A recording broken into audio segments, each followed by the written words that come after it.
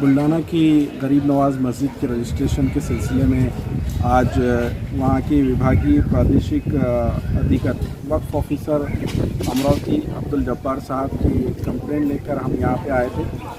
4 साल से वक्फ बोर्ड में हमारे गरीब नवाज़ मस्जिद नगर बुल्ढाना के रजिस्ट्रेशन का प्रोसेस पेंडिंग है।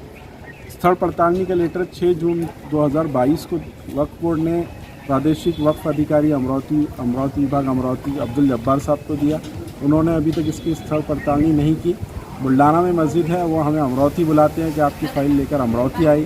समझ में नहीं आता कि वक्फ के आदेश के बाद भी ये वक्फ ऑफिसर, डिविज़नल वक्फ ऑफिसर अपने काम में जो है हलगर्जीपना क्यों कर रहे हैं। और हमारे शहर की मसाजिद के रजिस्ट्रेशन के मामले में इतना मामला चल रहा है तो आप अंदाज़ा लगा सकते हैं देहातों की या जो गौर गरीब लोग हैं, जो पुरानी मस्जिदें हैं देहातों की, उनका क्या हाल होगा।